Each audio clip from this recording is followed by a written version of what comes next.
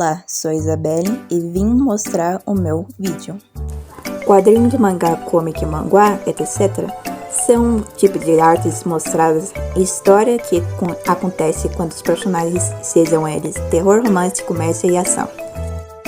Para ajudar como fazer um quadrinho, você precisa começar de algumas etapas para começar um. Primeiro, uma ideia. Segundo, se a sua ideia for boa. Terceira, se aprofundar nessa ideia. E quarto, começar a sua própria história. Depois de ter essa grande ideia, você pode também criar personagens, sejam eles protagonista, antagonista, rival e vilão. Também nessa história precisa ter o começo, meio e fim. Você não pode fazer a história de qualquer jeito, também precisa de um roteiro. Roteiro é onde você coloca tudo o que acontece com o personagem, mas também precisa ter um pouquinho de português na história ao escrever. Vamos começar pelos personagens. Os personagens sempre precisam de um protagonista que fala ou conta a história. Até pode ser o narrador. Para um personagem ter essa ótima destaque, tem que colocar as principais coisas que deve ter: motivação, personalidade, trauma e destaque. Se quer colocar alguma história de mais mistério, pode fazer perguntas várias vezes com o leitor. Algumas delas podem ser como começou, como o que aconteceu, como que ele virou assim, etc.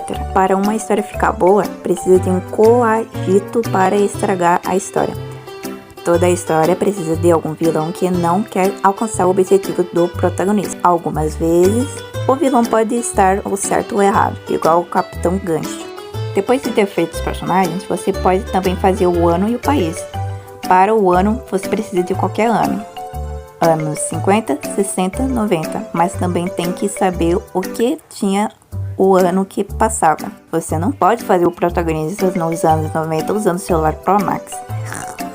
Você também pode colocar o país que vive. Pode ser França, México e Estados Unidos. Mas que se pareça o lugar. Você não pode erotipar algo que eles não são, como o México, que é um lugar sujo e a coloração amarelada. Isso é preconceito com o próprio país deles. Depois de colocar essas coisas e fazer tudo, agora você pode fazer o roteiro que acontece tudo mesmo da história. Depois de ter escrito, você pode começar a desenhar os capítulos, desde a capa e o cenário. Depois de feito tudo, você pode ver a verificação do seu público se gostarem sim ou não.